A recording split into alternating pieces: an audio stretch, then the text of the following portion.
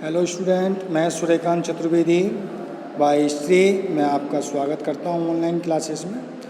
आज हम जिस टॉपिक को लेके चल रहे हैं, चैप्टर हमारा जो चल रहा है वो चैप्टर 6 चल रहा है। और चैप्टर 6 के अंदर जो हम आज टॉपिक लेके चल रहे हैं, 1885 से पूर्व की स्थिति और उसके विभिन्न संगठनों के बारे में हम पढ़ने जा रहे हैं।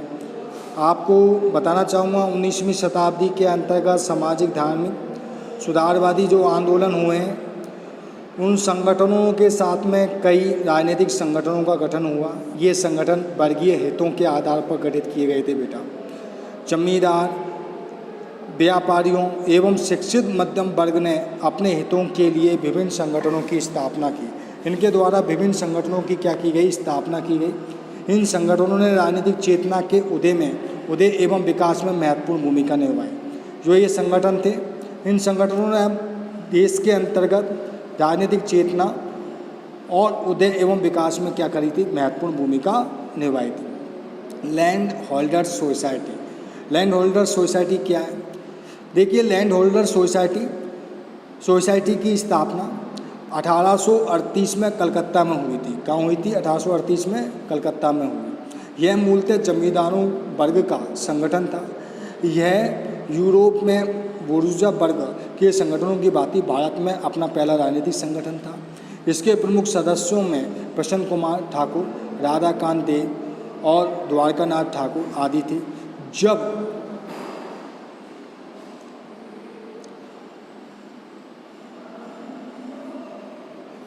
जब London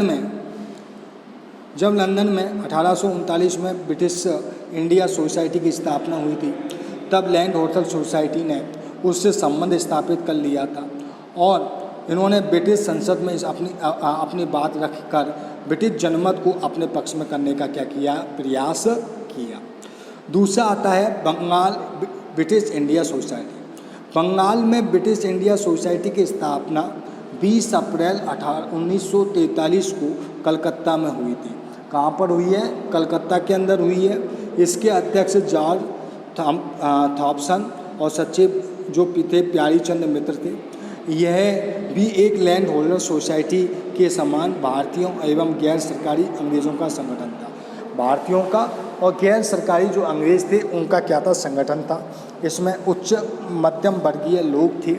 Bengal British India society के मन से ही भारतीयों ने राजनीतिक शिक्षा का पहला पाठ पढ़ा। किसका पढ़ा था? भारतीयों ने राजनीतिक शिक्षा का क्या पढ़ा? पहला पाठ पढ़ा। ब्रिटिश इंडिया एसोसिएशन की स्थापना 1851 में हुई। इसके अध्यक्ष राधाकांत देव और सचिव देवेंद्रनाथ ठाकुर थे। क्या थे? राधाकांत देव और देवेंद्रनाथ ठाकुर थे। ये नव भारतीय जमींदारों का संगठन था। इसे व्यापक रूप देने के लिए इसमें व्यापारी और नवीन बुद्धिजीवियों ने अपना स्थान दिया। ईस्ट इंडिया कंपनी के चार्टर का नवीनीकरण 1853 में होना था। कब होना था? 1853 में। इसमें अखिल भारतीय स्तर पर चार्टर आंदोलन चलाने का प्रयास किया गया। 3 प्रेसिडेंसियों में संगठन बनाकर स्मृति पत्र दिए गए। इस संस्था ने भारत में के प्रशासन में भारतीयों को सम्मिलित करने की मांग की। जो भारतीय प्रशासन में भारतीयों को सम्मिलित किया जाए, इसने ब्रिटिश संसद से मांग की कि वह ऐसी संस्थाओं की स्थापना की जाए जो विधानसभाओं का कार्य करें और इनमें भारतीयों का प्रतिनिधि हो। इस एसोसिएशन का प्रमुख प्रसिद्ध सदस्यों में भूमेश चंद्र बनर्जी, जो बाद में कांग्रेस के अध्यक्ष बने, रमेश चंद्र दत्त बाद में कांग्रेस के अध्यक्ष बने, मनमोहन घोष कलकत्ता हाई कोर्ट के प्रथम भारतीय बैरिस्टर आदि थे, जो इस संस्था के अंदर थे। नेक्स्ट है ईस्ट इंडिया एसोसिएशन। इसकी स्थापना लंदन में 1 दिसंबर 1866 में दादा भाई नौरोजी के द्वारा की गई। इसका उद्देश्य उचित उपायों के द्वारा जब भारत में भलाई करना था। यह ब्रिटिश जनता और संसद को भारतीय विषयों की जानकारी देती थी। 1873 में जब दादा भाई नौरोजी के दीवान बनकर भारत आ गए, तब अवकाश प्राप्त अंग्रेज अधिकारी ने इस संस्था की स्थापना पर नियंत्रण स्थापित किया। दादा भाई नौरोजी भारत के पहले आर्थिक विचारक थे जिन्होंने अपने लेख के द्वारा यह सिद्ध किया कि भारत की गरीबी का कारण अंग्रेज़ों के द्वारा भारत का शोषण एवं यहाँ से धन का ब्रिटेन भेजना था। यानी कि यहाँ से धन को कहाँ भेजना है, ब्रिटेन भेजना है। दादा भाई नौरोजी ने अपनी पुस्तक poverty and British rule in India में बताया कि भारत के धन निष्कासन किस प्रकार इंग्लैंड से हुआ। इन्हें भारत का पितामह यानी grand old man of India भी कहा जाता है। ये भारत के 3 बार कांग्रेस के 3 बार अध्यक्ष बने। पूना सार्वजनिक सभा, इसकी स्थापना 2 अप्रैल 1870 को हुई। इसके संस्थापक गणेश वासुदेव जोशी थे, जो इसके सचिव थे। सक्रिय सदस्यों में SS साठे, HH चिपलूणकर एवं महादेव गोविंद धनाड़े थे।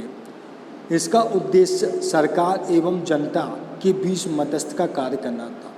इसे पश्चिमी भारत के प्रगतिशील लोगों का एक संगठन माना जाता है। पूना सार्वजनिक सभा ने बम्बई प्रेसिडेंसी में राजनीतिक चेतना का विकास किया। किसका विकास किया? राजनीतिक चेतना का क्या किया है? विकास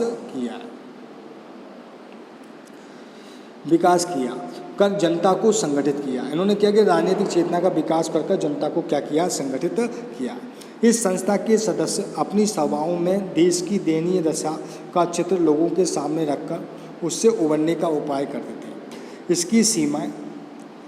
इसकी सभाओं में कीर्तन करने वाला एक दल देश प्रेम के गाने गाता था, और इसकी सभाओं में कीर्तन करने वाला दल हुआ करता था जो देश प्रेम के क्या गाता था?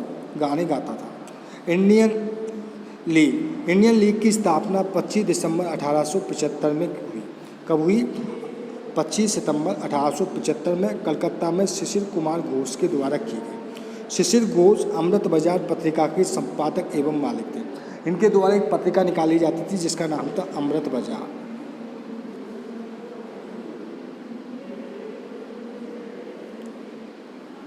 बाजार जो पत्रिका है उसके संस्थापक भी हैं और मालिक भी हैं। इसके अस्थायी सदस्य शंभूचंद्र मुखर्जी थे। इस संस्था का उद्देश्य लोगों में राष्ट्रीयता की भावना को जगाना और राजनीतिक शिक्षा देना था। लोगों में राष्ट्रीयता की भावना को जगाना भी था और राष्ट्रीय शिक्षा देना भी था। फिर नई सामाजिक संस्था आती है बेटा, इंडियन एसोसिएशन। इसकी स्थापना कलकत्ता में 26 जुलाई 1876 में सुरेंद्रनाथ बनर्जी तथा आनंद मोहन दास ने की थी। किसने की थी?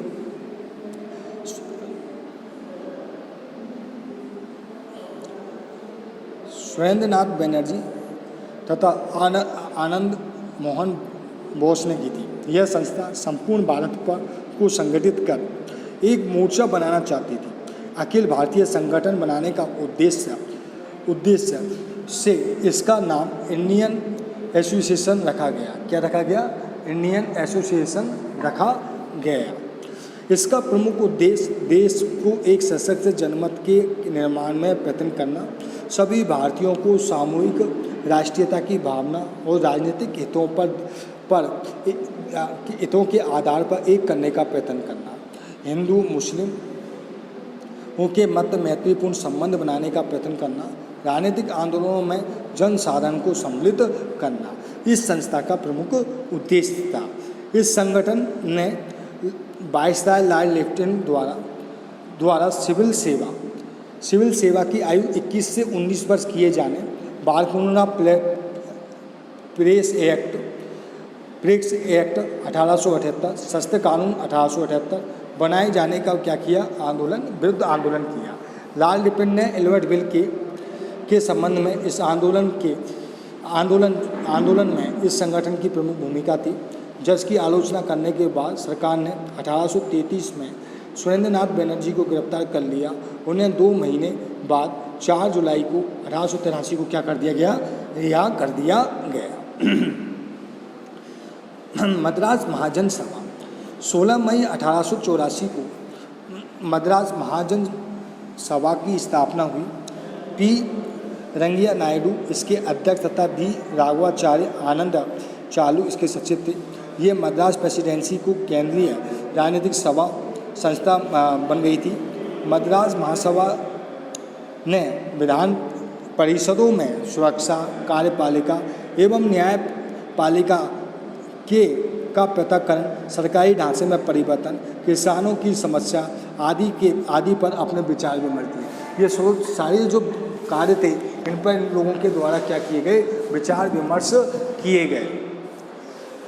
बम्बई प्रेसिडेंसी 31 जनवरी 1885 को बम्बई प्रेसिडेंसी की स्थापना हुई। किसकी स्थापना हुई? बम्बई प्रेसिडेंसी की स्थापना हुई। बम्बई के नागरिकों में एक सभा सर जमरोद जीजाबाई की अध्यक्षता में बुलाई गई, जिसमें इस संस्था के गठन की घोषणा की गई। काशीनाथ त्र्यंबक तेलंग, बरुद्दीन तैयब जी, फिरोज शाह ने इसके निर्माण में प्रमुख भूमिका निभाई। इसने बम्बई प्रेसिडेंसी में जन जागृति का कार्य किया। किसका कार्य किया? बम्बई प्रेसिडेंसी के अंदर इनके द्वारा क्या किया गया? जन जागृति का कार्य किया गया। Indian national conference, Indian association ने देश के विभिन्न एसोसिएशन तथा व्यक्तियों ने मिलकर 29-30 दिसंबर 1883 को राम तनु लाहिड़ा की अध्यक्षता में कलकत्ता के अल्बर्ट हॉल में राष्ट्रीय सम्मेलन किया। इसमें बंगाल के अतिरिक्त अहमदाबाद, मद्रास, उत्तर भारत के प्रतिनिधि सम्मिलित हुए। इस प्रकार एक संयुक्त अखिल भारतीय संगठन की स्थापना की गई। स्थापना की दिशा में प्रथम प्रयास किया गया। अखिल भारतीय रूप से अगर देखा जाए तो प्रथम संस्था की स्थापना की दिशा में ये लोगों ने पहले अपना प्रयास किया। इस सम्मेलन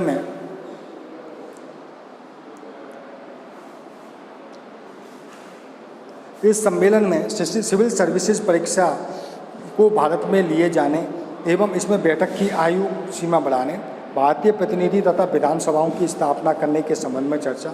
द्वितीय इंडियन नेशनल कॉन्फ्रेंस 25 से 27 दिसंबर को हुई और इस समय हुम ने इंडियन नेशनल कांग्रेस का बम्बई में सम्मेलन रखा था। इसी समय क्या हुआ? हुम ने इंडियन नेशनल कांग्रेस का बम्बई में एक सम्मेलन रखा था।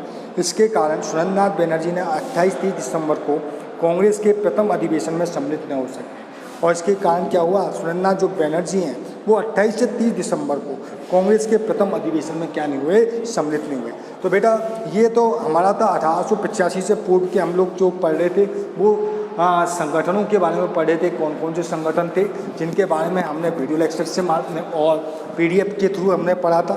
अब जो कल आपके पास में मैं खुद लाइव आऊँगा, मतलब मैं आपको एक लाइव वीडियो आपकी क्लास में के लिए डालूंगा और वो टॉपिक लेके आऊँगा। कांग्रेस की स्थापना और उद्देश्य को लेकर आपके सामने आऊँगा। और काफ़ी दिन हो गए हैं हम लोग अब तक जो बात कर रहे हैं पीडीएफ वीडियो के माध्यम से बात कर रहे हैं। कल हम जो बात करेंगे हम वापस अपने उसी पैटर्न पर वापस आएंगे और कांग्रेस की स्थापना और उद्देश्य को पढ़ेंगे। तो ठीक है बेटा, आज के लिए इतना ही। कल हम मिलते हैं एक नए टॉपिक के साथ, कांग्रेस की स्थापना और उद्देश्य के साथ में। ठीक है बेटा, आज के लिए इतना ही है। जुड़े रहिए मेरे से और इन क्लासों का फ़ायदा उठाइए।